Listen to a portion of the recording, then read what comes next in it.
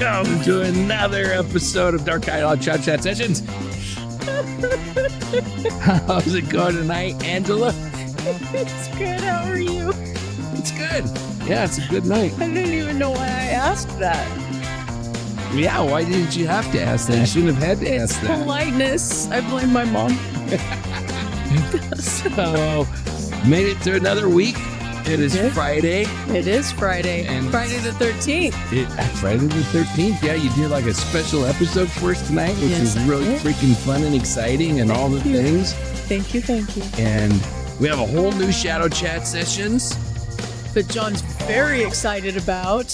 It is called Chimney Pooper, Oh, no. Psychic Horse, Everest Resurrection, Florida Man, Facebook Felonies, and Bayou Beasts.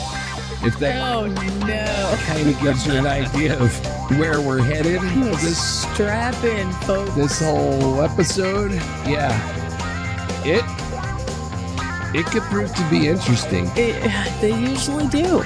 So, yeah, with that, welcome back, listeners, to another crazy freaking episode of Shadow Chat Sessions. This is the show where we talk about dumb shit, weird shit, strange shit, all the different shits, and I don't know, something about rules be made up and they don't matter, and I can't keep it all straight, but I don't have to for this show, so that's really freaking cool. One of my favorite things. So, with all that said, do you have anything to add? I do not yet. So we do ask you listeners to do us one favor, and that's if you're listening on Spotify or Apple Podcasts or Amazon Music or Amazon whatever and iHeart and all the different things, if you can give us a like, give us a follow, leave us a review, it helps so much. If you're watching on YouTube, if you could hit that follow button, hit that thumbs up, ring the bell, do all the things, it just really helps us. It does. And with that, are you ready to get into the strange headline segment? I'm terrified. It's the one I'm excited for this. I'm slightly terrified. Yeah. All right, here we go. Find the bastard who shat down my chimney. In 2013, the British tabloid Sunday Sport ran a now infamous front page screaming, "Find the bastard who shat down my chimney. Homeowners flu poo horror." The story allegedly centered on a furious homeowner named Mike Williams, whose chimney had been defiled by an unknown phantom pooper. The headline went viral, became a meme, and, like many Sunday Sport stories, was later widely believed to be fabricated or even embellished. The headline itself reads like something written during a pub dare. Find the bastard who shat down my chimney. Homeowners flu poo horror. Oh, It appeared on the front page of the Sunday Sport, a UK tabloid known for stories that live somewhere between parody, satire, and we technically printed it, so now it's news. This is the same publication ecosystem that once ran the absurdist headlines like "Aliens turned our sun into a fish finger." So we are not dealing with the Times of London here. The chimney story allegedly featured a man identified as Mike Williams, described as a homeowner whose chimney or flue had been blocked because someone, apparently an Olympic-level commitment, had climbed onto his roof and defecated down it. The article framed the incident as a public appeal. Mike was said to be furious. The tone suggested outrage, victimhood, and a call for justice. The headline reads like a wanted poster written by someone who skipped every journalism class but absolutely nailed the rage. However, when internet sleuths began digging into the story years later, cracks appeared immediately. Reddit users traced the building pictured in the article to a real property in northern Scotland, Gulspie specifically, but found no corroborating reports, no police statements, no local news follow-ups, and no evidence that this alleged chimney saboteur ever existed beyond the pages of the Sunday Sport. Several breakdowns concluded the paper likely fabricated or wildly exaggerated the incident, standard operating procedures for that particular publication. The important thing here isn't whether someone technically defiled a flue somewhere in Scotland. It's that the story was packaged like a crime appeal. Find the bastard implies vigilante energy. It invites readers to treat a possibly imaginary rooftop bowel movement as a matter of public justice. The image of the front page began circulating wildly online in 2013, particularly on Reddit and image boards. Detached from its original context, it became a meme representing peak tabloid absurdity. People shared it as shorthand for, "This is why British newspapers are unhinged." The phrase itself took on a life of its own. It appears in joke compilations, meme threads, and greatest newspaper headlines ever list. And that's where this story gets interesting for shadow chat sessions. The original paper likely intended it as sensationalist entertainment, but once it entered the meme culture, it stopped being about one absurd tabloid issue, and it became a cultural artifact, a reminder that tabloids blur the line between reality and performance. There's also something telling about how the story mimics legitimate crime reporting structure. A named victim, public outrage, appeal to the community, perpetrator unidentified, the tone of moral violation.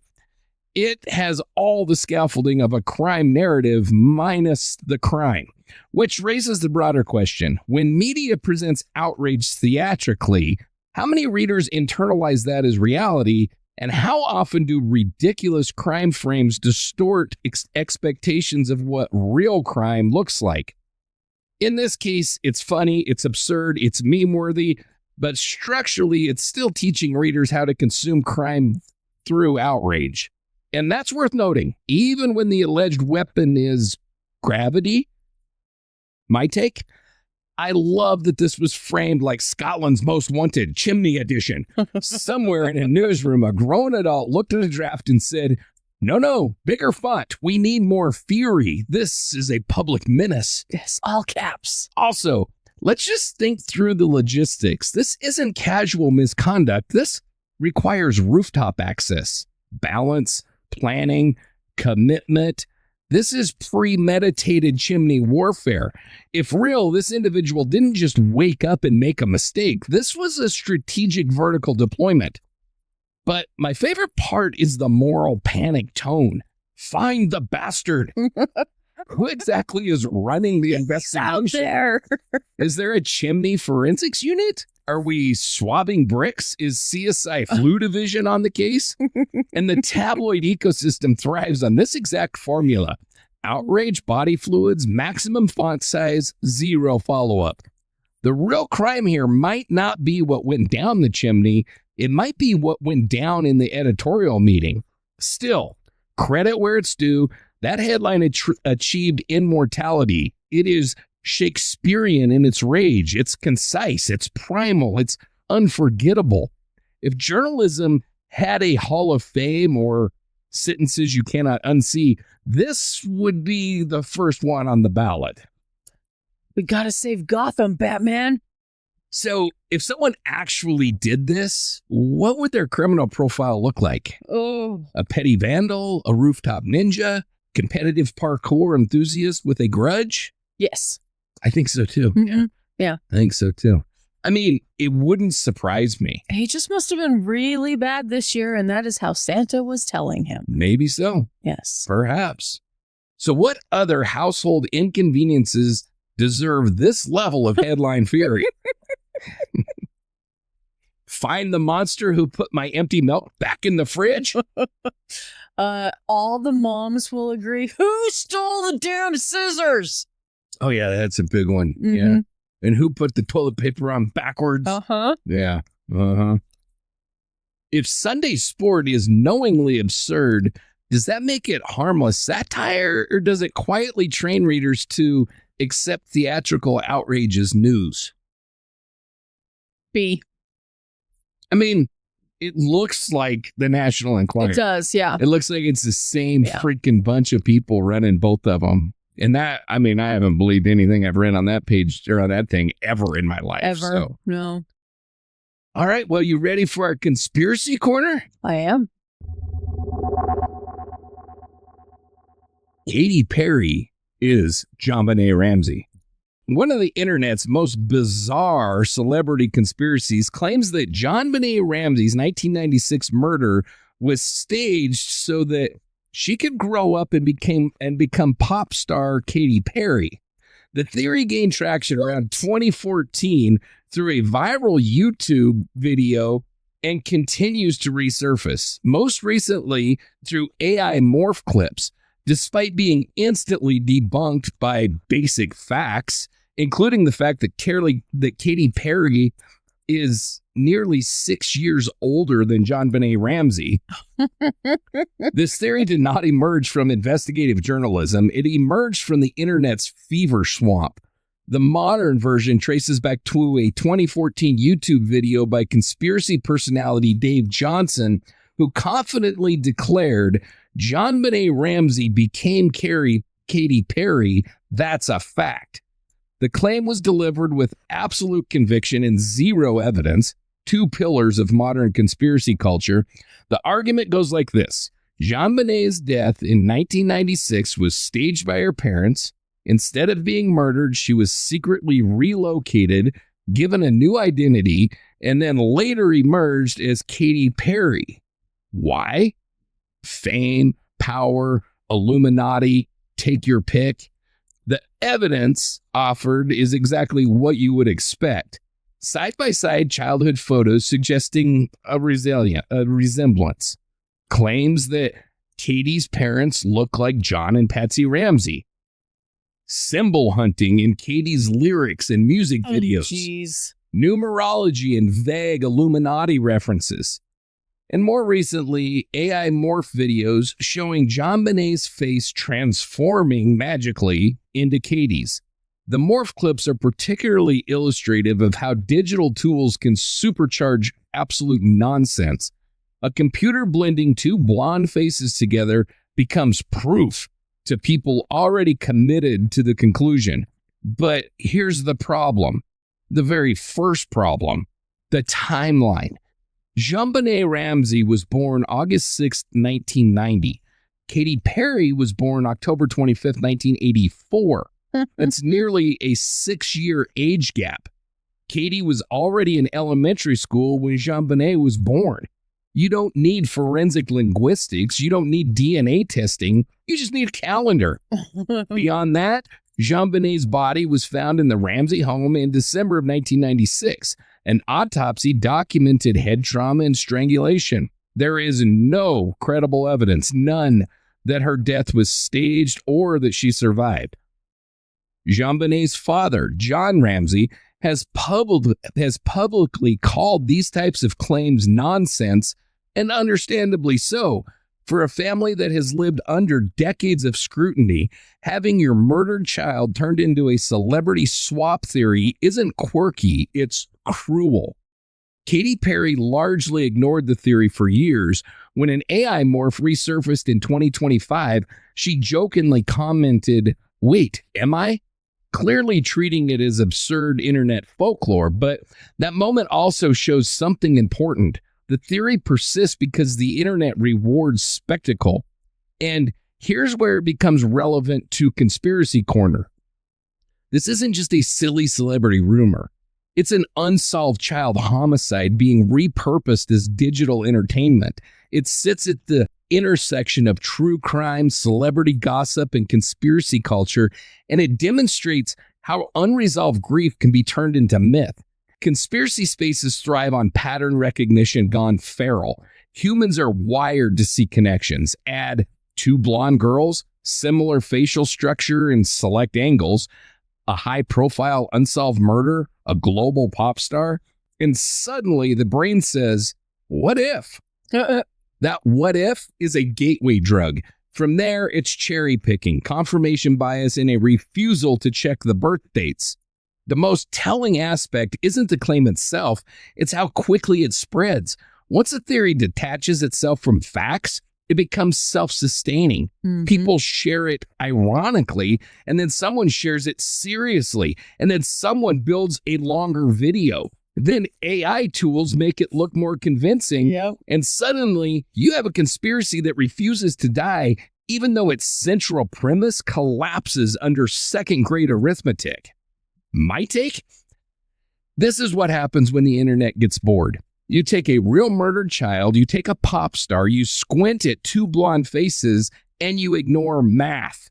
6 years older. That's it. That's the end of the investigation. I don't need to bring in forensic analysis.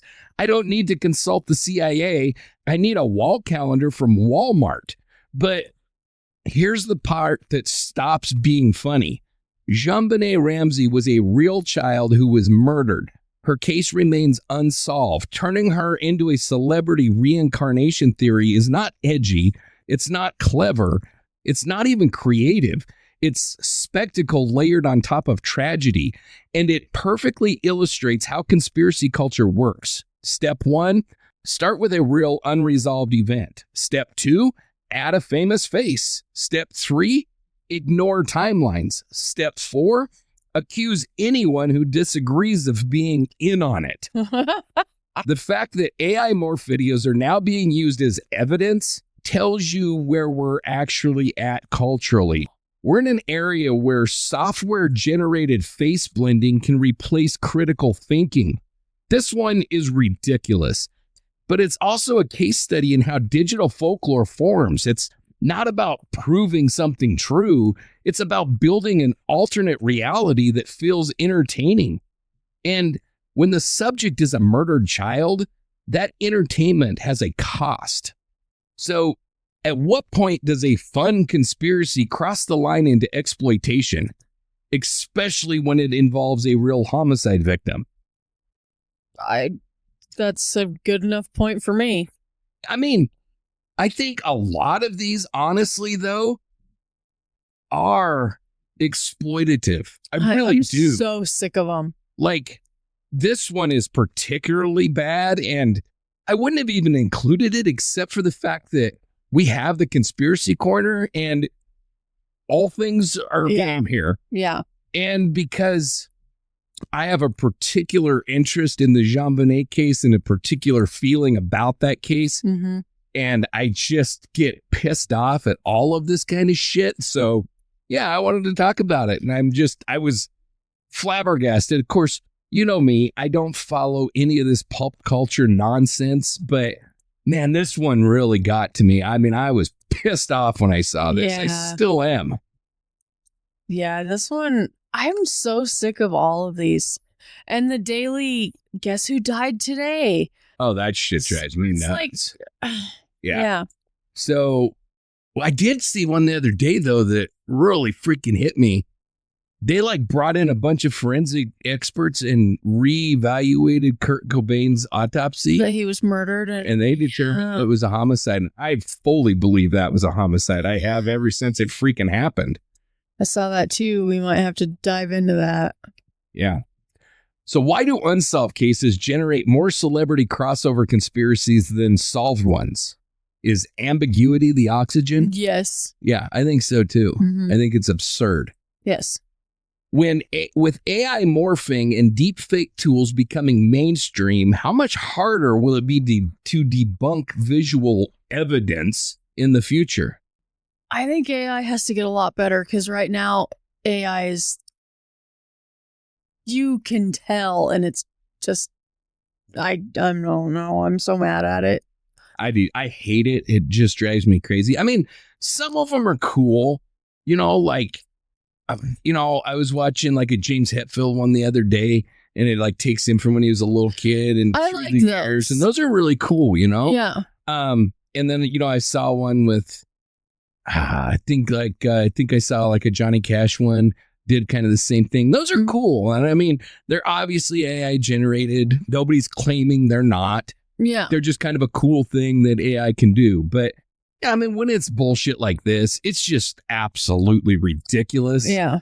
And I don't know, man. I think that to answer the question, it's going to be easy to debunk them when you can't add.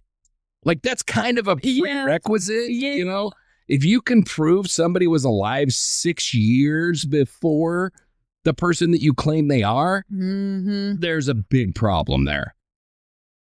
All right, you ready for the Reddit rabbit hole? Yes. All right, well, here we go. Babysitter who called the cops when the mom was late. How dare. A viral Reddit, AITA post, and I don't know what that is, so sorry, but post exploded after a babysitter called police when a mother blew past the agreed return time by hours and stopped responding to calls and texts. The mom came back furious. Reddit overwhelmingly sided with the babysitter.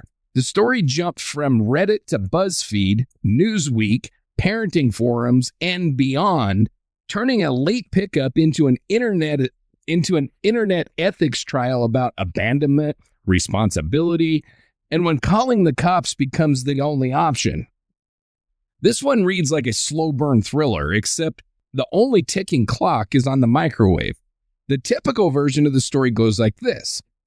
A teenage babysitter agrees to watch a couple's kids for the evening. Clear return time around 9 or 10. Sometimes the sitter explicitly says that they need to leave by a certain hour. School in the morning, a ride home scheduled, their own parent expecting them home. 9 p.m. comes and goes, no text. 10 p.m. still nothing. The sitter sends a message. Hey, just checking in. What time are you heading back? Read receipt, no reply. 11 p.m., multiple calls, straight to voicemail. Midnight, the sitter is now hours past the agreed time. The kids are asleep, the house is quiet, the parent is completely unreachable. And at this point, the sitter often calls their own parent for advice because, remember, this is frequently a minor making this decision. And here's the turning point. The sitter calls the police non-emergency line, not 911 in panic, no sirens blaring, a calm explanation. I'm babysitting. The parents were supposed to be home hours ago. I can't reach them. I don't know if something has happened. From a legal standpoint, that's not dramatic. That's responsible. Mm-hmm. Police treat it as a welfare concern because here's the thing. When a parent disappears for hours without contact, it could be negligence or it could be a car accident. Officers may come to the home. They may wait. In some cases, reported in threads, Child Protective Services gets looped in. Eventually, the parents are located, sometimes at a party, sometimes at a bar, sometimes simply ignoring their phone. And then comes the rage. The parents return furious, not at themselves, but at the babysitter. How dare you call the cops? You overreacted. You ruined everything. You're immature. They often refuse to hire the sitter again. In some cases, they accuse the sitter of causing unnecessary drama. The babysitter, now doubting themselves, turns to Reddit. I don't know. Okay. I thought I knew what it was, and I just confirmed. It's an acronym for Am I the Asshole? Which is a lot of stories that they tell. Oh, that makes so much sense. It's probably something I should have researched. Okay. That's what I'm here for. Am I the asshole for calling the police when the mom didn't come home? Reddit's verdict, overwhelmingly, not the asshole. The reasoning is blunt. You cannot abandon children with a minor indefinitely. A babysitter cannot just leave. If a parent is hours late and unreachable, you assume emergency first, flakiness second. Liability matters. Safety matters. The threat becomes an internet courtroom. Thousands of strangers win online between running late and child abandonment. Mainstream outlets pick it up because it hits a nerve. Parenting responsibility in the age of constant connectivity. In 1995, maybe your phone battery died. In 2025, if you're reading text and not responding for hours, that's a choice. And the escalation is what makes it viral. A routine childcare job becomes a police-involved welfare check. The moral tension is sharp. Do you avoid involving authorities to keep things calm? Or do you escalate because something could genuinely be wrong?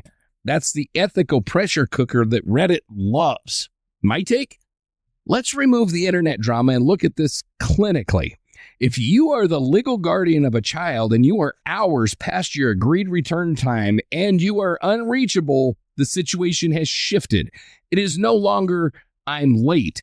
It is now either you were in danger or you were negligent. The babysitter doesn't get to gamble on which one.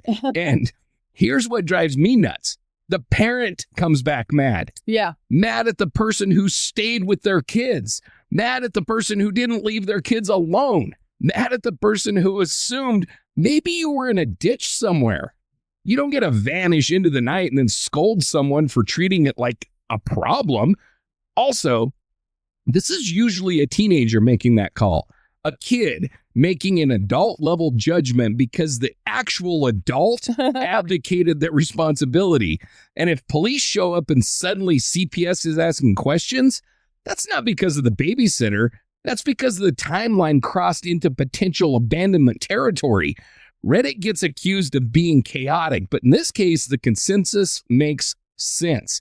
If you are an hour late in text, fine.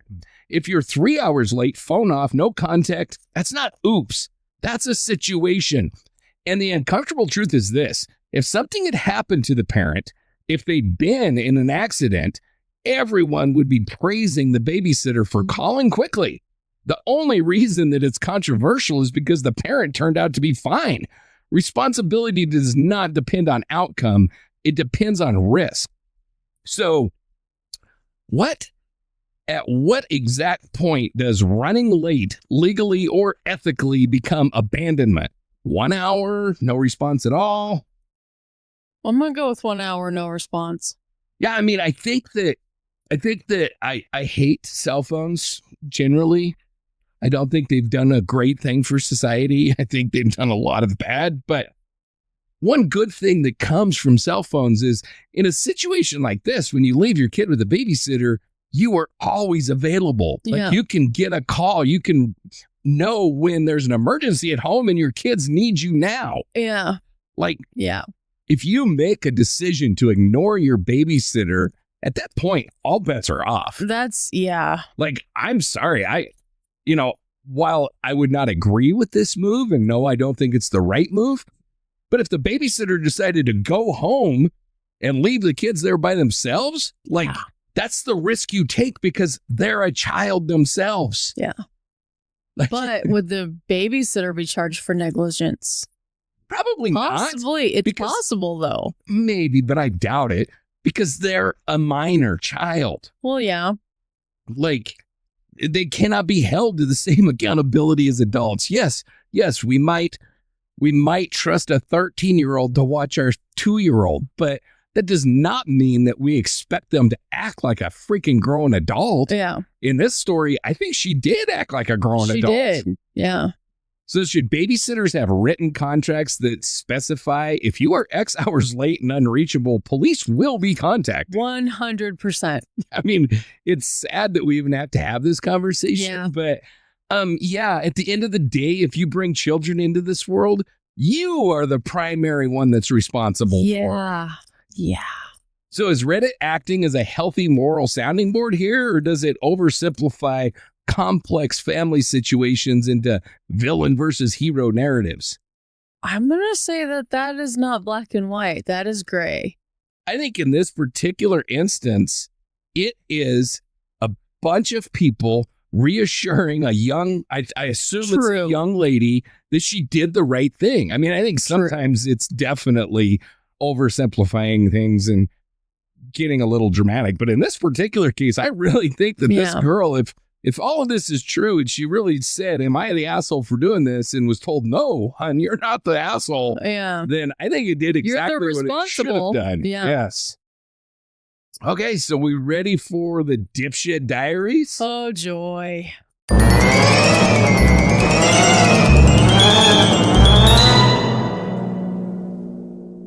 Dipshit Diaries. The lowest high there is. What? Florida men snort stolen cremains. In December of 2010, burglars broke into Silver Spring Shores home near Ocala, Florida, stealing electronics, jewelry, and several urns containing the ashes of the homeowner's father and 2 Great Danes. Believing the powder inside was cocaine or crushed pills, the suspects snorted and tasted the cremated remains. When they later realized what they'd ingested, they dumped the remaining ashes in a nearby lake.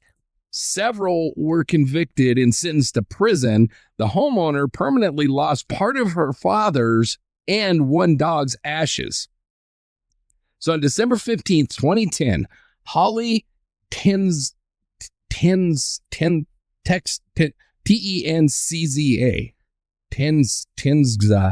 returned home. Tenza? Yeah. Something like that.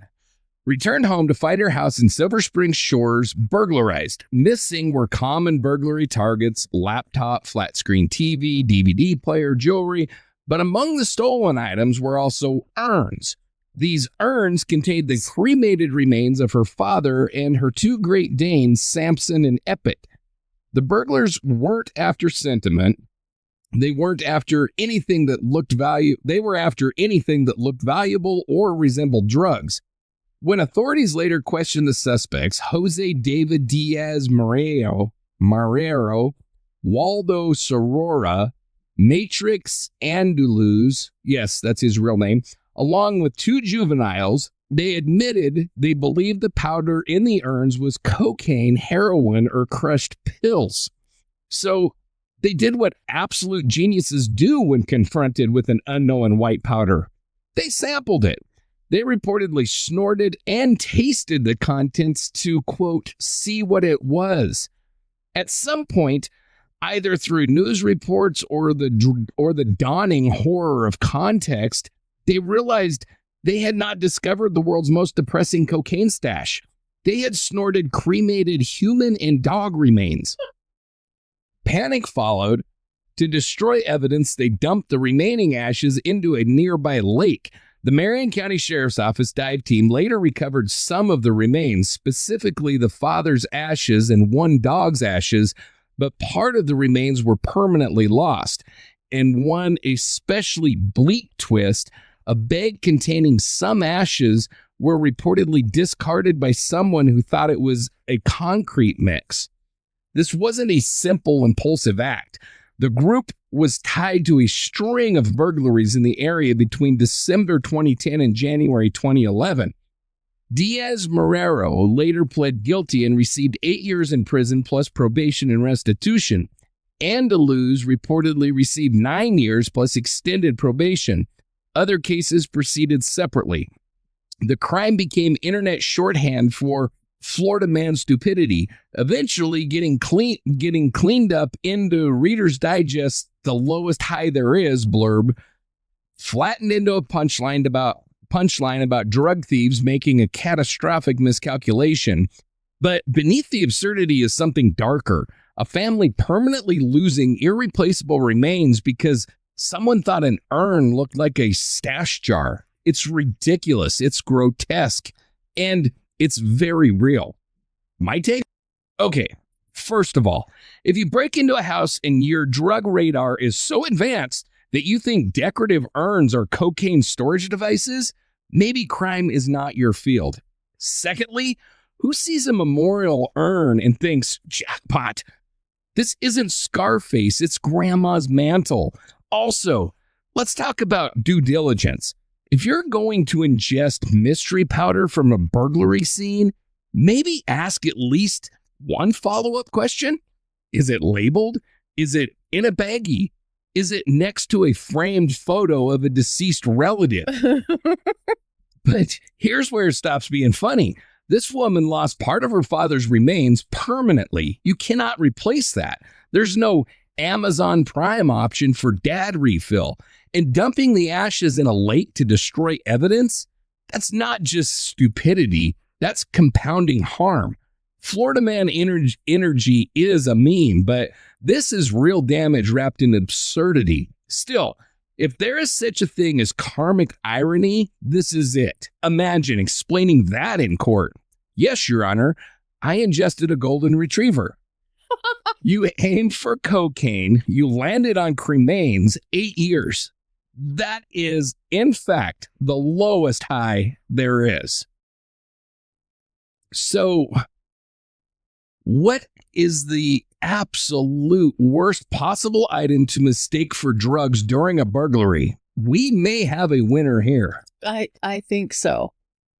I think so. And this is something I do not want part of the Dipshit Diaries museum. We don't want any of their ashes. No. Nothing. But I've seen cremains and I've seen cocaine. They don't even look similar to the same. Like, it makes me wonder if these idiots had ever even seen cocaine. Yeah. Because that's not an easy mistake to make. I'm appalled. I have no words. So at what point during sampling do you realize that something is off? You just don't sample. My inner germaphobe is so pissed off right now. It's not even germaphobe. I know, but I mean, still. who knows? It could have been rat poison. I mean, it could have been all kinds of shit. Like, who does that? You just don't. Just don't. And who assumes that? I mean, I did not get to, I don't dig very deep into this, but I did not get the impression that this was like a multi-million-dollar mansion. Who has that much cocaine sitting anywhere in their house? Out in the open, on the mantle. Right. Because that's how the other half lives. Yeah, that's how the other half lives. Why do some real crimes get reduced to a punchline in dumbest criminals ever lists while the victims really, their losses get minimized? Yeah, that's absurd too. Absurd is our word of the day, I think. It's pretty absurd. Have one. We have one every time. Yeah, we do. All right, you ready for number 2? Yeah. The Facebook Felony album McStack Edition. In 2015, recently paroled bank robber John E. Mogan II walked into a savings bank in Asheville, Ohio, handed over a demand note, and fled with cash. His girlfriend, Ashley Dubois, allegedly helped disguise his distinctive facial tattoos with makeup. Days later, instead of laying low, the couple posted celebrity Facebook photos of Mogan grinning with stacks of cash, holding money to his ear like a phone and stuffing a brick of bills into his mouth, captioned McStack. Authorities connected the dots, and both were arrested and charged. On August 24, 2015, John E. Mogan II, 28 years old and recently released from prison for prior bank robbery, walked into the savings bank in Asheville, Ohio, a small town roughly 20 miles south of Columbus. He didn't stage a Hollywood spectacle, no dramatic shouting, no Ocean's 11 theatrics. He reportedly handed the teller a note demanding money and left with an undisclosed amount of cash. Low-tech, efficient, simple. But here's the wrinkle. Mogan is heavily tattooed, face, neck, prominent ink that makes anonymity challenging. Mm-hmm. Investigators believe his girlfriend, 24-year-old Ashley K. Dubois, applied makeup to cover his tattoos before the robbery, a crude attempt at disguise. So there was, at least superficially, some thought put into concealment. And remember, this wasn't his first rodeo. Mogan had just finished serving nearly 5 years for a previous bank robbery in Lancaster, Ohio. So let's recap the strategic lineup. Repeat offender, recently paroled, uses makeup to obscure facial tattoos, execute note-based robbery. You could almost argue, purely mechanically, that he learned something, and then Facebook happened. Within days of the robbery, the couple's shared Facebook account began posting photos, not subtle photos, not new car in the driveway photos. We're talking Mogan fanning out thick stacks of cash, holding a wad of bills to his ear like a phone, shoving a brick of money into his mouth, captioning one image, McStack. One image reportedly showed Dubois embracing him while he grinned and displayed cash in both hands. Several photos prominently displayed his heavily tattooed face and neck, the very identifiers that he had attempted to conceal during the robbery. Local law enforcement had already released surveillance images from the bank. Tips began coming in identifying Mogan. When investigators examined his online presence, the Facebook posts were sitting there like a neatly organized evidence folder. Yeah. Surveillance stills, distinctive tattoos, sudden cash flexing online. All of that equals probable cause with a bow on it. Authorities arrested both Mogan and Dubois. They were charged with third-degree robbery and fifth-degree theft under Ohio law and held on $250,000 bond each in Pickaway County. National outlets quickly picked up the story. CBS News included it in a Dumb Criminals anthology. CNN, USA Today, and others framed it as a cautionary tale. If you commit a felony, do not turn your social media page into a highlight reel. But what makes this story especially absurd is the sequence of decision-making. He disguised himself for the robbery. He executed the robbery successfully. He avoided capture initially.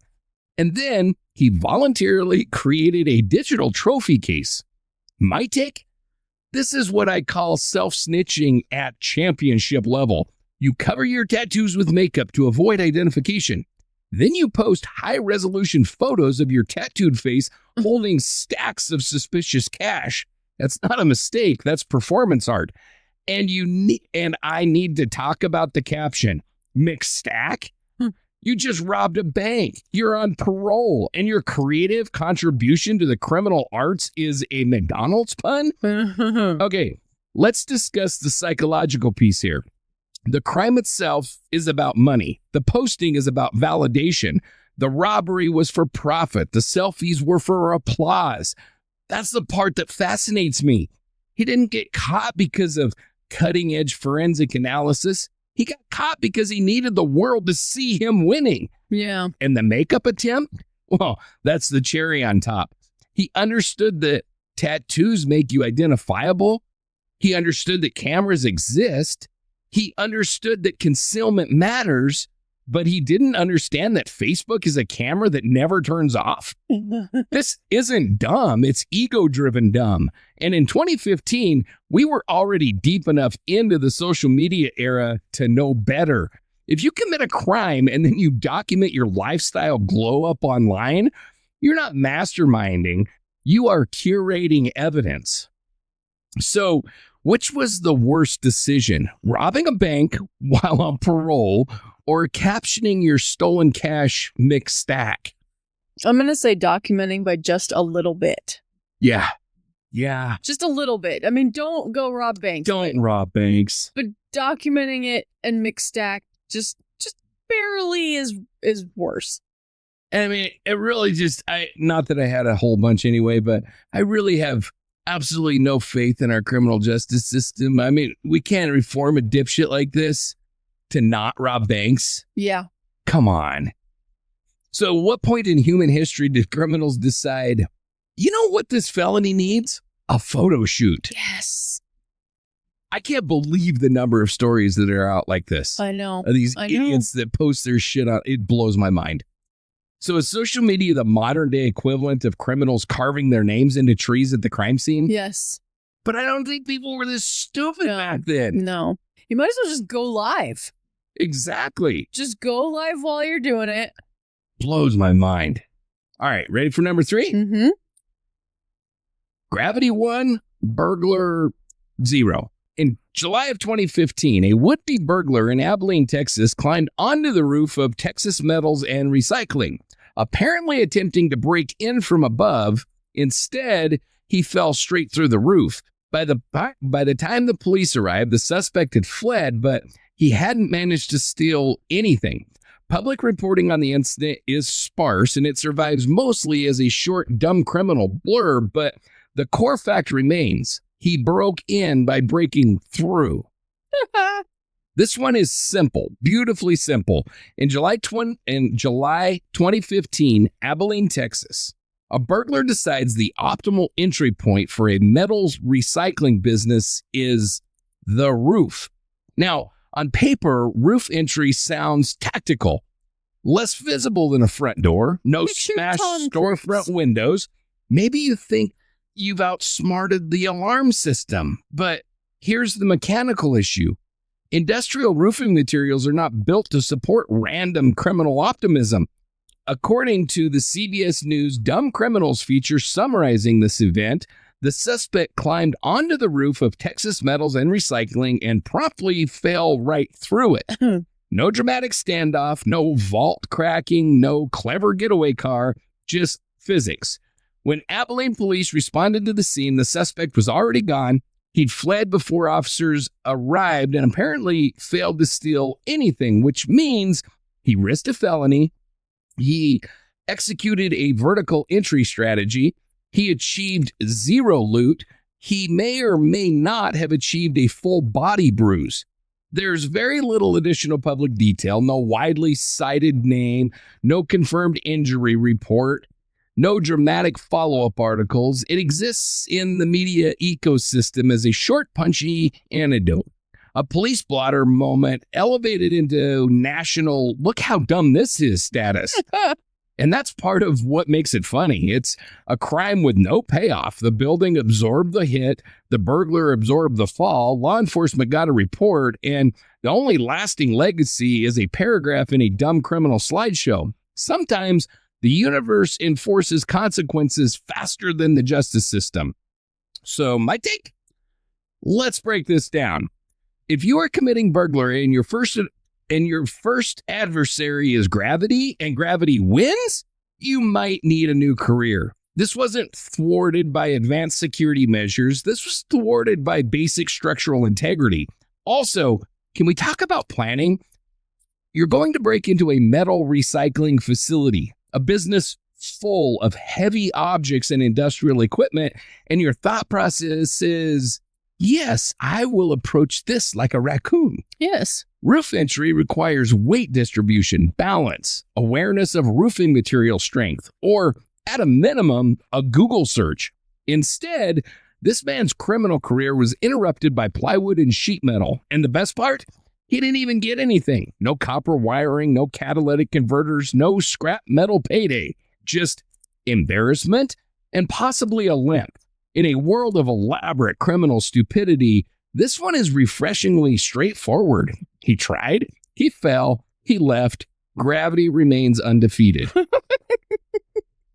So, what's worse, getting caught mid-crime or failing so spectacularly that you don't even make it inside the property? Failing. Yeah, I think probably so too. No. So should basic roof load bearing awareness be included in criminal planning 101? It should, but I'm also confused about something. Like, if this is a metal recycling place, why is the roof not reinforced with metal? There's so many freaking roofs out there that are just ready to fall through. Wow. That's one thing. And also in a fire that could be caused, but that's definitely one thing that you go through a lot as a fireman is making sure that roof is safe to crawl onto, because there's a lot of them out there that are not. So is this the cleanest possible dumb criminal story? No victim loss, no loot, just a bruised ego and maybe a tetanus shot? Yeah, I can't believe he didn't break bones, but yeah. Maybe he did. We'll never know. Oh, that's true. I doubt that he's going to write anybody and say, hey, this was me and I broke my back. Yeah. Hey, if you're ballsy enough, we'd like to hear about it. Yes, we definitely would. All right, you ready for our weird shit section? Yes.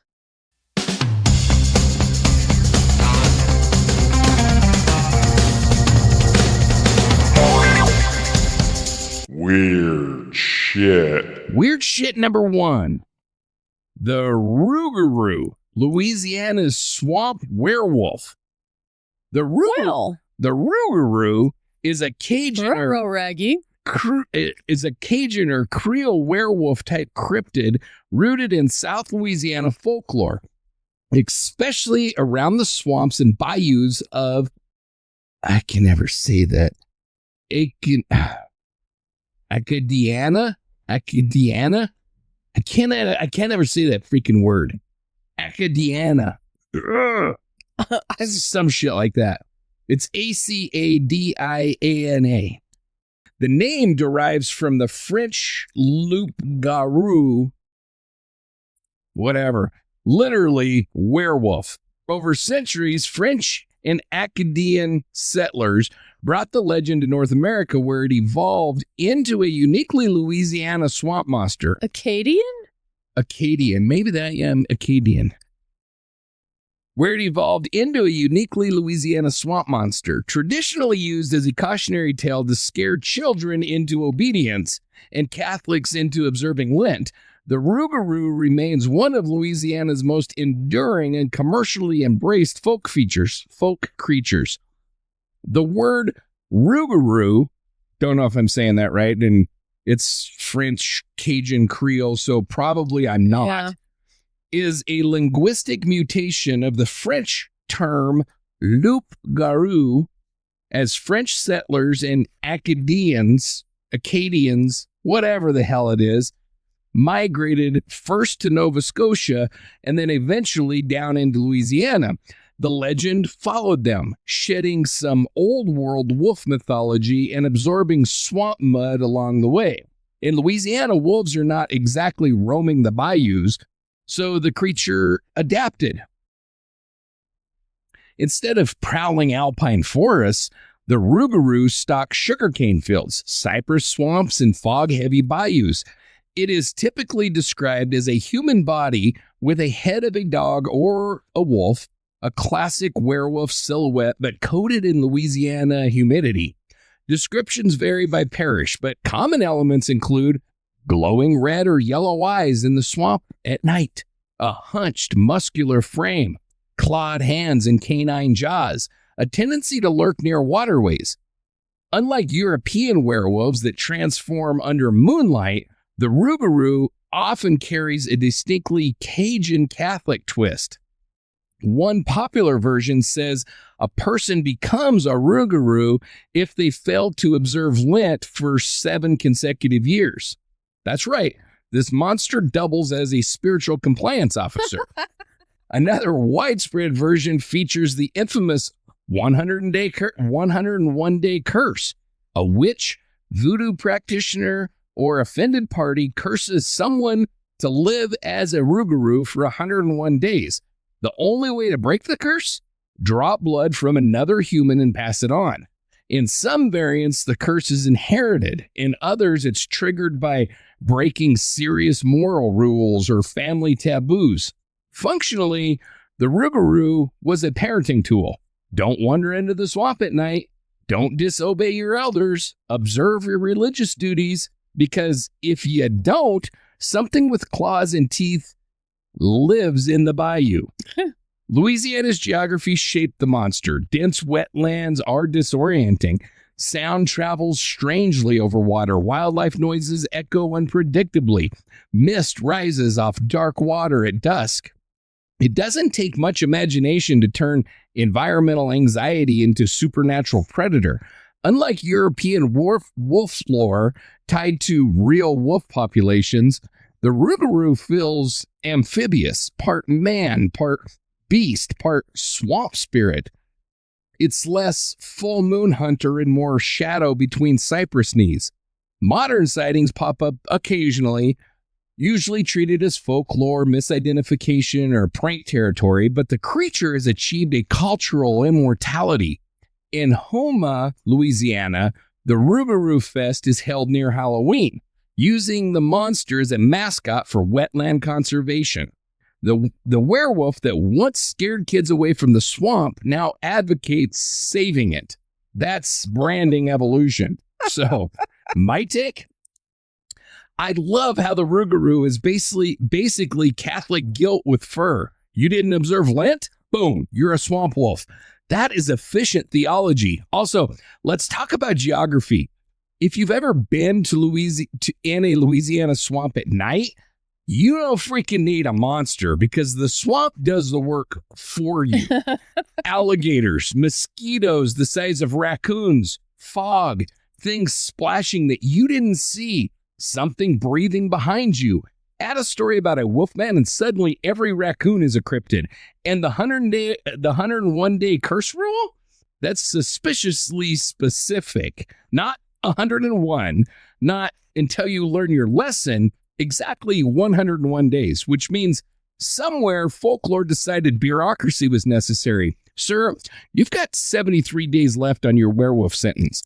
But Here's what makes the Rougarou interesting compared to other cryptids. It's not Keep it just off on good behavior. it's not just a monster, it's a moral enforcer. European werewolves were tragic.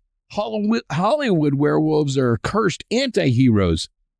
The Rougarou is your grandmother's warning system. It lives where children shouldn't wander. It punishes rule breaking. It thrives in the environmental unknown. And it now sells festival tickets. From cautionary tale to conservation mascot, that's a reputation arc most cryptids just never get. So, if the Rougarou enforces Lent, what happens if you cheat on Mardi Gras instead? Immediate swamp probation? I don't. You cheat on Mardi Gras? So, is every unexplained swamp noise automatically upgraded to cryptid after midnight? I would think so. I don't think it's limited to the swamp. That's a creepy freaking place, man. It is a creepy freaking place. So what other religious rules would be dramatically improved by adding werewolf consequence clause? Well, where do I start? All of them. Pretty much all of them. Yes. Yeah. All right, so you ready for weird shit number 2? Yes. Hotel Monte Vista, the meat hanger, the bellboy, and the baby in the basement. Built in 1927 in downtown Flagstaff, Arizona, the Hotel Monte Vista began as the community hotel, funded by local citizens and even backed by novelist Zane Grey. Over the decades, Prohibition-era rumors, underground tunnels, gambling, and general Old West vice gave it a colorful reputation. Today, it's widely marketed, locally embraced as one of Arizona's most haunted hotels, with recurring reports tied to specific rooms and spirits. Room 220's meat hanger, a phantom bellboy who knocks and disappears, and the infamous crying baby in the basement. The Hotel Monte Vista opened New Year's Day, 1927, the product of civic ambition. Flagstaff residents raised roughly $200,000 to build a modern hotel that would put the town on the map. Originally named the Community Hotel, it soon became the Monte Vista, a name chosen by a 12-year-old in a contest. The wholesome origin story didn't last long. Through Prohibition and into mid-century, the Monte Vista reportedly hosted speakeasies, gambling operations, and activity that ghost tour brochures delicately label vice. Like many Western hotels of the era, it accumulated layers of rumor, scandal, and late-night stories, exactly the kind of narrative compost that fertile hauntings grow in. And over time, the Monte Vista developed a reputation, not just as historic, but as haunted. So let's break this into 3 flagship haunts. Number 1, Room 220, the meat hanger. Room 220 is arguably the hotel's most infamous. According to multiple accounts, a long-term male guest once lived in that room and had a deeply unsettling habit, hanging raw meat from the chandelier. No. He was later found dead there after several days. Years later, a maintenance worker reportedly locked the room to complete repairs. When he returned, despite the door still being locked, the TV was blasting at full volume and the bed linens had been ripped off and thrown around. Modern guests in 220 report the television turning on or changing channels by itself, cold spots, the sensation of cold hands grabbing or touching them in their sleep. Some describe the touch as heavy and clammy, like raw meat. Now, whether that description is suggestion or something stranger, once you know the meat story, you're not unfeeling it at 2 o'clock in the morning. Yeah. Number 2, the phantom bellboy. If you stay on the second floor, you may hear a knock, a polite voice. Room service. You open the door. No one's there. This is one of the hotel's most consistently reported phenomena. Guests and staff describe seeing a young man in an old-fashioned bellhop uniform, often described as wearing a red coat with brass buttons, walking the hallways. Housekeepers claim to see him moving about his duties. He knocks, he announces himself, and he vanishes. There's something almost charming about this one. Not violent, it's not threatening, just eternally committed to hospitality. It's the afterlife equivalent of a strong work ethic. Number 3, the baby in the basement. Then there's the basement. Maintenance and laundry staff over the years have reported hearing the unmistakable cry of an infant echoing through the lower levels. The sound is described as vivid, real, urgent. So real, in fact, that workers have reportedly abandoned tasks and rushed upstairs convinced a child was in distress, but no child is ever found. Local lore attempts to explain this with a darker rumor. A sex worker allegedly became pregnant and was forced to kill her newborn in the tunnels beneath the hotel. My goodness. Important note, the backstory circulates as rumor, not documented fact, and that's the key. In many haunted locations, the ghost story expands to fill narrative gaps. When unexplained sound meets old building meets tragic imagination, a legend grows roots. But documented or not, the crying baby story is one that unsettles the staff the most. Additional spirits include a dancing couple seen waltzing in the cocktail lounge during early morning hours before fading away. Reports of 2 sex workers allegedly thrown from an upper floor whose spirits now harass male guests. General activity, disembodied voices, lights switching on and off, cold drafts, and objects moving on their own. The Monte Vista does not shy away from its reputation. It totally leans into it. Ghost tours reference it. The hotel's own website recounts the stories. It has become part of its brand. And that's an interesting layer in itself. My take? I love an old Western hotel haunting. There's something about prohibition tunnels and creaky hallways that feels like it should be haunted. Room 220? Well, that's nightmare fuel marketing. You hang raw meat from a chandelier in life, and now your legacy is grabbing strangers with cold spectral hands? Also, let's be honest, old wiring plus ancient TVs equals mysterious channel changes. But the bellboy? That one's almost sweet. If you're going to have a ghost, at least let him be polite and service-oriented. Room service? That's a hell of a lot better than chains rattling. Yeah, I want that one. The basement baby story is where it gets heavy. Crying infant sounds in a dark basement that taps into something primal. Humans are wired to respond to that. But here's the important line that we have to walk. Rumor versus record. Old buildings creak, pipes echo, wind moves through vents, sound travels in weird ways in historic structures. Add nearly 100 years of stories layered on top of each other, and every unexplained voice gets promoted to paranormal. And yet, if you're alone in a 1927 hotel basement and you hear a baby crying where no baby should be, you are not calmly conducting acoustic analysis. You are leaving immediately.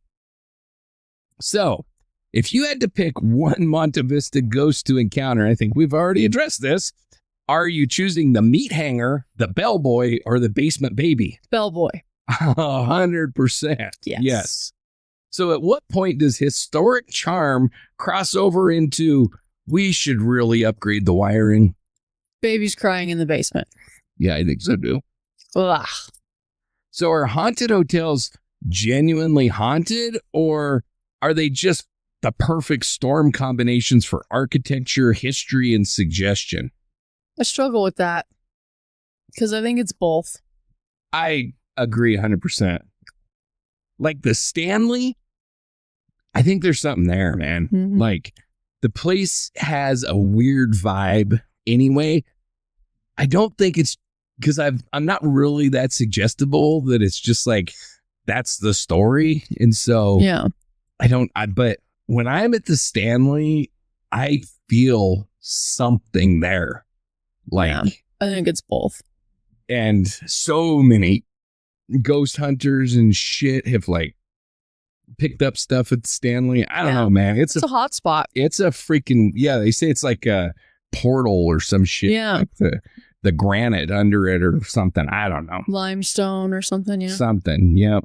All right, so you ready for the next one? Yes. Lady Wonder, the psychic horse who allegedly solved crimes. Lady Wonder was a real Virginia horse who rose to national fame from the 1920s through the 1950s as a supposed mind-reading or psychic animal. Owned by Claudia and C.D. Fonda near Richmond, she, quote, answered questions by pushing lettered blocks with her nose to spell out responses, while Duke-affiliated parapsychology researchers tested her abilities. Skeptics pointed to cueing and the clever Hans effect. One enduring legend claims Lady helped police locate a missing boy's body, but the story lacks solid documentation and appears to be folklore layered onto an already famous animal act. Before TikTok psychics, before late-night TV mediums, before crystal subscription boxes, there was a horse in Virginia. Lady Wonder was a mare owned by Claudia and C.D. Fonda near Richmond. Beginning in the 1920s, she became famous for allegedly possessing psychic abilities. Her trick, or talent, depending on who you ask, was mechanical and theatrical. The Fondas constructed a large device, rows of lettered blocks connected to pads. Lady would push the pads with her nose, causing letters to light up or move. In this way, she would spell answers. Visitors paid to ask her questions. Not just fun questions, serious ones. Will my daughter have a boy or a girl? Who will win the election? Which horse should I bet on? What stock should I buy? Newspapers of the time didn't necessarily frame her as a sideshow gimmick. She was often treated as a legitimate curiosity. Some articles leaned into the psychic angle. Others approached her like an unexplained phenomenon. And then came the academics. Researchers connected to Duke University's parapsychology circle, the same community studying ESP, telepathy, and Zener cards, visited Lady Wonder. They attempted informal tests. In some accounts, they wrote down Lady couldn't see and asked her to spell them. They wrote down words Lady couldn't see and asked her to spell them. She reportedly spelled relatively complex terms like Mesopotamia. That word in particular became part of her legend, but even sympathetic observers noted serious problems. Was the questioner unconsciously cueing her? Were subtle shifts in posture signaling correct letters? Was there adequate blinding? Were results replicatable? This is where the clever Hans effect enters the room. Clever Hans was a horse in early 1900s Germany that appeared able to perform arithmetic, but was later shown to be responding to subtle body cues from humans. The Lady Wonder setup is almost textbook for cue-based performance. Now, here's where the story gets darker. The missing boy legend. In paranormal retellings, the story goes like this. In 1952, police were searching for a missing boy. The investigation stalled. Desperate, officers consulted Lady Wonder. They asked her where the boy was. She allegedly spelled Pittsfield Waterwheel. There was no such location. But nearby was something called Field and Wild Water Pit. Police supposedly searched that location and found the boy's body. It's a perfect legend structure. Unusual psychic clue, odd misspelling, tragic discovery, validation. Here's the issue. In skeptical reviews of the story, the specific missing boy is often unnamed. There's no contemporaneous police report tying Lady Wonder to the investigation that has been widely produced. The Pittsfield field and wild connection appears suspiciously like retrofitting, a creative narrative bridge built after the fact. And that matters because Lady Wonder absolutely existed. She absolutely had a letter device. She absolutely drew crowds and researchers. But the leap from spells words to solves homicides is where folklore takes over. This is how legends evolve. Step 1, real attraction. Step 2, academic curiosity. Step 3, national press coverage. Step 4, attach a crime story to raise the stakes. Suddenly, the psychic horse isn't just predicting pregnancies, she's solving murders. And once a legend hits that level, it rarely retracts. My take? I love this story because it sits right on the fault line between spectacle and belief. You've got a real horse, a real mechanical device, real newspaper coverage, real Duke adjacent researchers. That's enough legitimacy to make people lean forward, but here's the thing. If you design a device where a horse responds to a human asking questions and that human knows the answer, you have built a Q machine. It doesn't require fraud. It doesn't require telepathy. It requires human microsignals. And humans are very, very good at leaking signals. Now, the missing boy story, it's cinematic, but when a crime antidote can't produce names, dates, police paperwork, or clean documentation, I file it under narrative gravity. People want the psychic horse to matter. They want her to be more than a parlor trick. So a tragedy gets attached. And that's the pattern you see again and again in paranormal lore. Real person, real object, real setting. Legend escalates, the crime hook makes it immortal. But as researchers, we got to separate documented history from the myth layer. Lady Wonder was fascinating without solving murders. The myths just made her unforgettable. So if Lady Wonder could really predict the future, why wasn't she betting her own hay money on race outcomes? Exactly. Yeah. She was just a little dyslexic with the area. I mean, I don't even think that's dyslexic. I don't know what you call that. I mean, I love the story. I think it's freaking cool, but I gotta tell you, man, I've been around horses my entire life. And I think I said this the last time we recorded, like, they're every bit as good as dogs at perceiving, like, they can pick up cues from people. Like, I mean, it's freaking amazing. I've had horses in my life that I've had them go both ways. If you're like an untrained rider, I've had horses that can recognize that and they will not break out of like a trot because they know that you aren't experienced enough to handle it. Yeah. And then there's others that are like, oh, you can't ride. Your ass is going in the dirt. My beer. Yeah. Yeah. And they just read people. And it's just, it is definitely micro clues because it's not like you take somebody out there and they're bawling and scared and terrified and like they don't do anything, but the horse knows that you are not an experienced rider and reacts one way or the other. They're an asshole and they freaking try to throw you off, or they're like really sweet and refuse to do anything that could possibly hurt you. It's just, sign me up for the sweet one, please. That one we called Ebenezer. So I like it. How many paranormal legends start as clever performance animals that humans misunderstood? I would say a lot. I think a lot. Yeah. Yeah. Again, the couple of animals that I have tremendous respect for are horses and dogs. And it's amazing what they can do. They are freaking both amazing animals. Yep. So is the missing boy story a genuine lost record or a narrative upgrade added to keep the legend alive? I'm going to go with keeping the legend alive, but you never know. You don't go dig into them though, so how would we know? I don't dig into them, but everything I read said there's absolutely nothing to support that actually happened. I think that it probably is like urban legend. Yeah. Like it grows. And so then it wasn't just, Have to keep adding she things. can predict the future, but now she, discovered a missing child. And then, so, all right. You ready for the next weird shit story? Yes.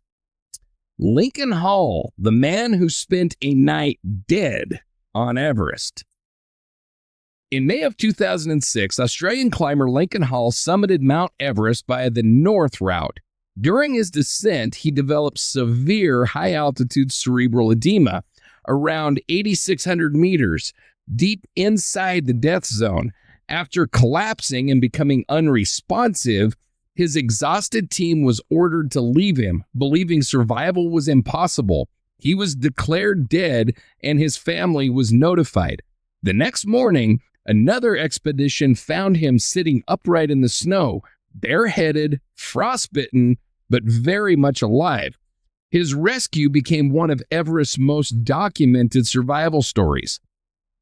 May 25, 2006, Lincoln Hall, 50 years old, experienced mountaineer, stood on the summit of Mount Everest via the North Col route on the Tibetan side. The summit is triumph. The descent is survival. At around 8,600 meters, or approximately 28,200 feet, Hall began becoming disoriented. He developed severe high-altitude cerebral edema, a condition where brain swelling caused by extreme altitude leads to confusion, impaired motor control, hallucinations, and eventual coma. At that altitude, you are already on borrowed physiology. Above 8,000 meters is known as the death zone. Oxygen levels are roughly 1/3 that of at sea level. Your body is shutting down minute by minute. Hall became disoriented. He reportedly began removing parts of his clothing and gear, a common symptom of hypoxia and advanced altitude sickness. He collapsed. Sherpas with his expedition spent hours trying to help him descend, but their own oxygen supplies were dwindling. They were themselves in mortal danger. Eventually, radio orders came down from expedition leadership. Descend, leave him. It was not cruelty, it was arithmetic. In the death zone, you cannot save someone who cannot move without risking everyone. Hall was left at roughly 8,600 meters as night fell.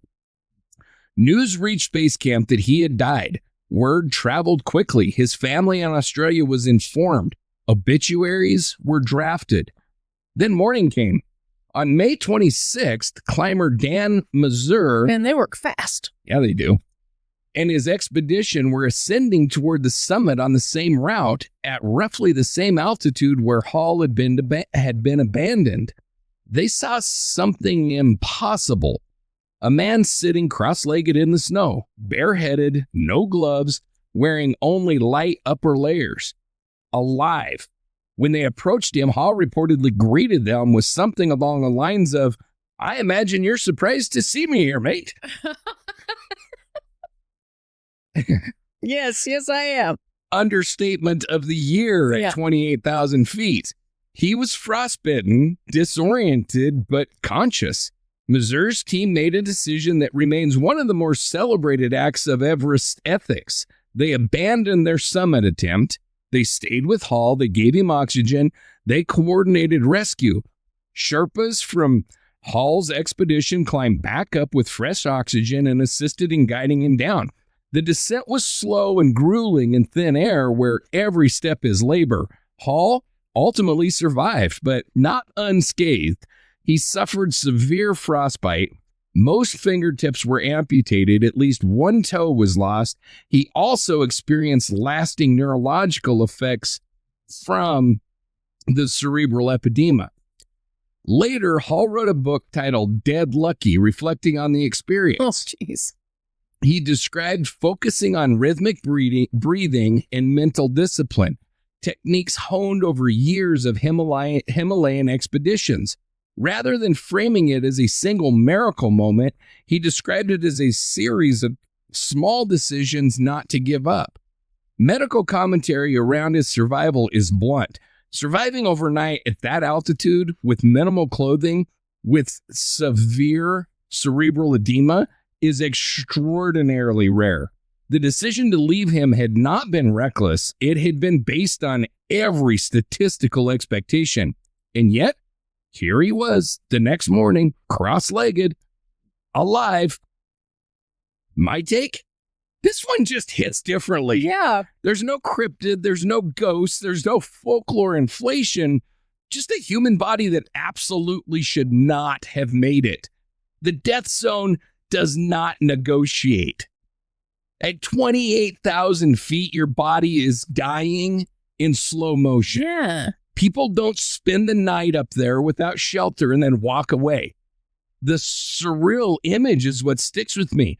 Cross-legged in the snow, no gloves, greeting rescuers like he's at a bus stop. Right. And imagine the emotional whiplash. Your family is told that you're dead. Obituaries are written. Then someone says, actually, Psych. he's alive. Yeah. That's myth-level storytelling, except it's documented mountaineering history. But here's the part that I respect the most. Majer's team turned around. They gave up their summit on Everest. Yeah. That's enormous. That's like years of planning. Mm-hmm. And I don't know how much you know about climbing Everest, but like I looked into it because there's a lot of bodies I up there. really, really, really, really wanted to do it. And it's like months. You are dedicated for months. First of all, you got to get there, but then you're at base camp and you're just waiting. You got to wait for your window. And that could take days. That could take weeks. That could take months. I mean, you're there forever by the time you get into base camp and wait for your window and try to summit. And a lot of teams never get the opportunity. So just being like, okay, we're giving it up. We're going to help this guy. I mean, no doubt. It's the right thing to do for sure, but it's enormous. Yeah. Summits are money, sponsorship, legacy. They walked away to save a man who statistically should have already been dead. And Hall himself didn't frame it as magic. He framed it as breath. One breath, and then another, and then another. Survival, not as a miracle, but as stubbornness. That's not paranormal. That's human extremity. And sometimes that's the weirdest thing of all. So is Lincoln Hall's survival more about physiology, mindset, or sheer statistical anomaly? Oh, I want to cheap out and say both again, but I'm going to give him credit and say the first one. Mindset, physiology. Mm-hmm. I think it's 100% mindset. Like, I cannot explain it, and I'm not good at it, and I couldn't do what he did. I know that. I'm not good at the whole meditation thing, but I can't do it. I believe in it. Like, I do believe that somebody can be in a situation like that and slow their heartbeat and their breathing rate and all of that down enough to survive something nobody else could possibly survive. But it's miraculous. It's not me. And like cerebral edema, I mean, that's like death. Like, you're screwed. It's over. That's no freaking joke. And the craziest part about it is when you're at that altitude, it does not get better. It just gets worse and worse and worse until you die, because the problem is you're at that altitude. There's not enough oxygen there to sustain life. So they all carry supplemental oxygen. They're on supplemental oxygen while they're going up there. I mean, some people summit without, but very few. Almost everybody takes oxygen. The fact that he had none and still survived is nuts. Like, if he'd had like oxygen and he's made it through the night, that'd be amazing in its own right. But not having the oxygen and not having the clothing. Yes. Because freaking Everest. The shelter. I mean, we're talking cold. Yeah. Like, yeah, it's immeasurable cold. Yeah. I just don't know what to say. Would you turn around from the Everest summit to save someone, knowing that you might never get another chance? Yeah. I would, unquestionably. I don't even have to think about it. I know exactly what I would do. I feel very comfortable that I would make that decision. Yeah. But it's still a really freaking awesome decision that they made. I ain't taking nothing away from No did doubt. the right thing. But yeah, that's hard to come by anymore. Yeah, it is. So are the most unbelievable survival stories sometimes more unsettling than ghost stories? Yes. Or sometimes truth is more inspiring? Both. Because this is a pretty freaking cool, inspiring story. I would be dead. I died 3 times listening to you tell the story. No, it was a rough one.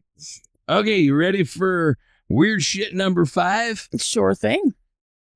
Triboulet, the jester who chose to die of old age. And again, this is a French word, so probably not saying it right. But Triboulet was a real French court jester in the early 1500s, associated most famously with King Francis I and possibly earlier with Louis XII. He was described as physically deformed, sharp-tongued, and audacious, exactly the kind of licensed fool who could mock nobility without immediately losing his head.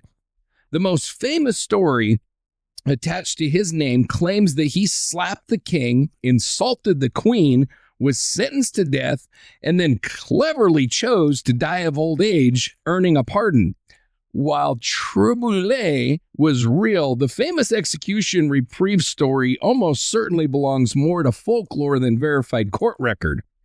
Triboulet occupies that fascinating historical niche, a real person who slowly became a symbol.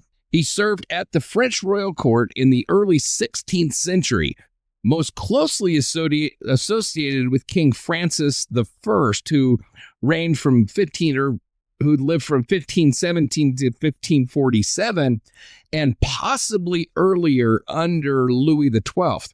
Contemporary and near contemporary accounts describe him as a physically disabled being of short stature, misshapen legs, disproportionately long arms, and furiously intelligent.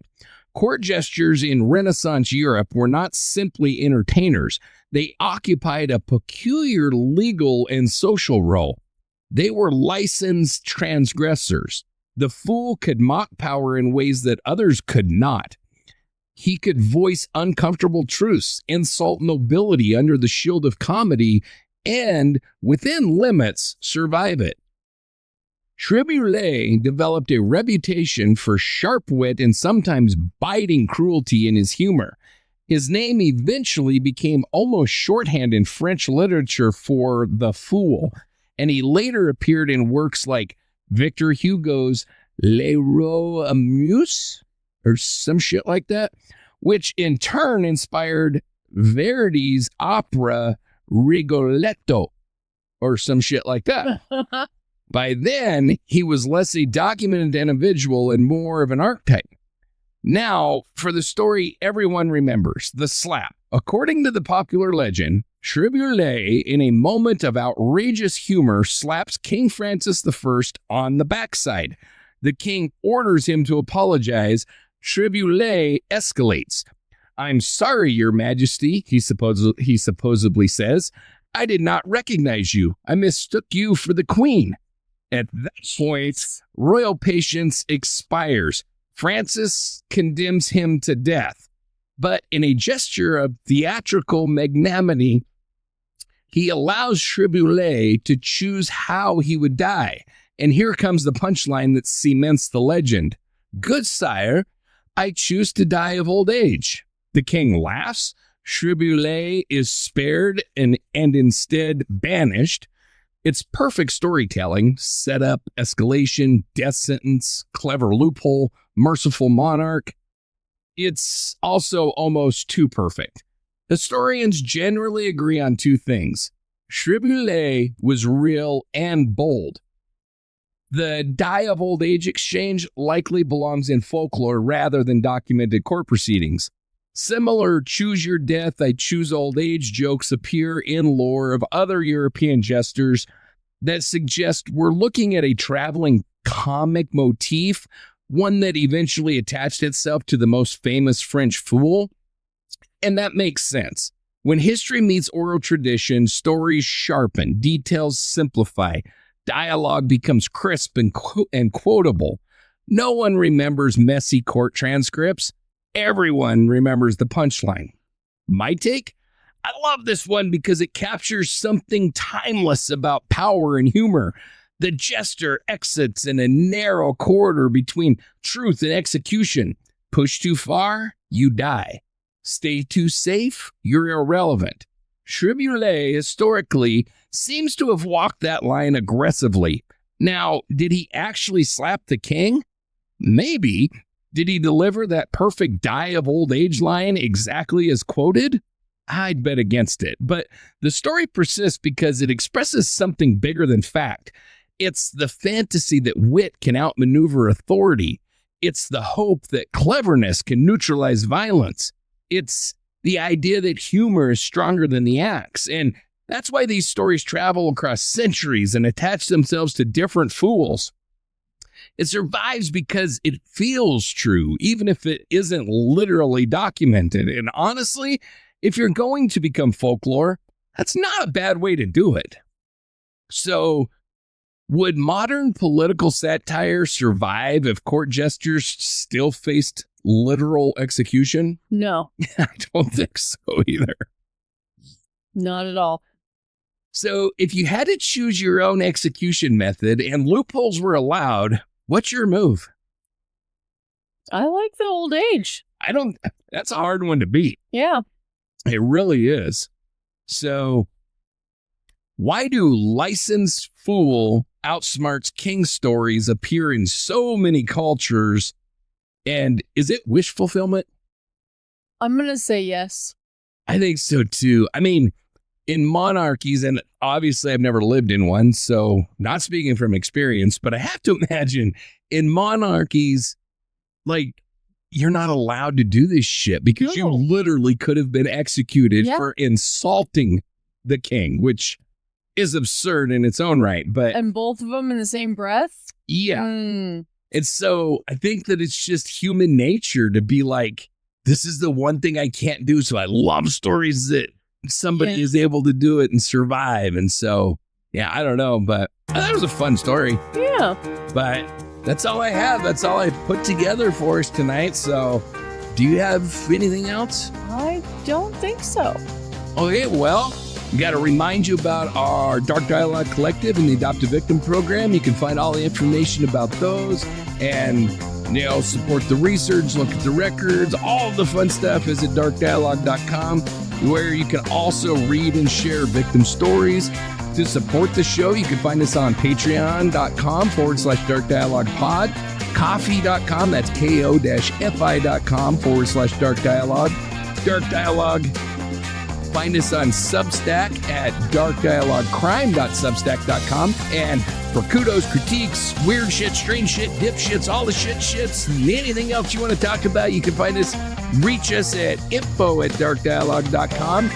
Find us on our social media pages, Facebook and TikTok, and I don't know, all of them things. And be sure to like and follow the show, leave reviews, hit the bell, do all of those things, and do it now. Do it now. And that's all I got. All the cool kids are doing. All the cool kids are doing. All of them. So, all right, well, if that's all you got. Other than stay safe, everybody. Have a great night.